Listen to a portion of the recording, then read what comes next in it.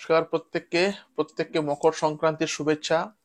আগামীকাল 15 তারিখ আবার সেই 26,000 টিচার প্যানেল বাতিল কেসটি উঠতে চলেছে সুপ্রিম কোর্টে। টোটাল 26,000 অনেকে বলে, কিন্তু 26,000 নেই, টোটাল রয়েছে 25,753 জন। কার বেঞ্চে উঠবে? জাস্টিস সঞ্জীব কুমার। আগের দিন 3 জন জাজ ছিলেন, তার জন্য কেসটা সময় সাপেক্ষ হয়ে যেত, শুনানি বা তাকে বোঝানো, নতুন যে জাজ তাকে বোঝানো সময়ের বিষয় হয়ে যেত। তাই সেই কেসটি সেদিন উঠলো না, আগামীকাল সেটা উঠতে চলেছে সঞ্জীব কুমারের বেঞ্চে। এবার প্রশ্ন হলো যে যে এই কেসটাকে সুপ্রিম কোর্ট একসেপ্ট করলো কেন, ফার্স্ট প্রশ্ন। এবং আগামীকাল কি হতে চলেছে এই নিয়ে আজকের আমাদের ভিডিও। তো প্রত্যেককে বলবো যে ভিডিওটা যদি ভালো লাগে লাইক করবেন, সাবস্ক্রাইব করবেন, কারণ এই চ্যানেল আপনাকে অনেক কিছু নতুন নতুন বিষয় কিন্তু জানাবে আগামী দিনে। দেখুন, আপনি দেখবেন যে অনেক কেস এমন রয়েছে যখন সেটা হাইকোর্টে ওঠে, হাইকোর্ট কিন্তু একদিনেই সেটাকে নাকচ করে দেয়, ক্যান্সেল করে দেয়, একসেপ্টই করে না। কিন্তু সুপ্রিম কোর্টে এই কেসটা একসেপ্ট হয়েছে। অলরেডি হাইকোর্ট অর্ডার দিয়ে দিয়েছিল যে প্যানেলটাকে টোটালি বাতিল করে দেওয়া হোক। এই প্যানেলের মধ্যে অনেক মিস্টেক রয়েছে, এই প্যানেলের মধ্যে অনেকে আর কি অসৎ উপায়ে জব পেয়েছে, এসব এসব।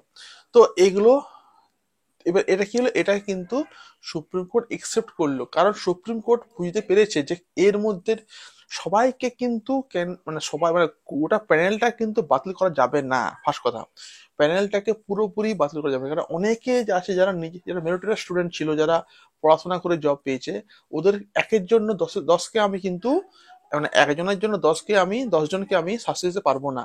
তার জন্য কিন্তু সুপ্রিম কোর্ট কেসটাকে একসেপ্ট করেছে, এবং সুপ্রিম কোর্ট এটাকে কিন্তু খুব বুদ্ধিসম্মত ভাবে, খুব অ্যালার্ট হয়ে কিন্তু বিচারও করছে বা বিচারও করবে। কিন্তু কোনো জাজ, কোনোদিনই কোনো জাজ কাউকে কিন্তু মানে কাউকে কিন্তু আহ, মানে ফেলতে পারবে না। যে অসৎ উপায়ে জব পেয়েছে তাকে হয়তো ফেলবে, কিন্তু যে সৎ উপায়ে জব পেয়েছে তাকে কিন্তু ফেলবে না। তার জন্য কেসটা একসেপ্ট করা। এবং কালকে শুনানি আছে, কালকে রায় কিন্তু নেই। যদি কালকে রায় হয়েও যায়, কি রায় হবে? রায় এটুকুই হবে যে কমিশনকে, কমিশন আইনজীবীকে বা কমিশন যে রয়েছে আর কি চেয়ারপারসন, তাকে আর কি এটুকুই বলবে যে যোগ্য অযোগ্য কিভাবে বাছাই করবে, তার জন্য সময় দেওয়া হবে। যে তুমি 2 মাস 1 মাস সময় নাও, এই 1 মাসের মধ্যে তুমি আম, আর কি সুপ্রিম কোর্টকে জানাও যে তুমি কিভাবে যোগ্য অযোগ্য তুমি বাছাই করবে। এটুকু কিন্তু কালকে রায় হতে পারে বা শুনানিতে বলা যেতে পারে। তুমি আমাকে সময় নাও, কিন্তু কিভাবে তুমি করবে, তোমার তো একটা নিশ্চয়ই পরিকল্পনা আছে যে কিভাবে তুমি যোগ্য অযোগ্য বাছাই করবে।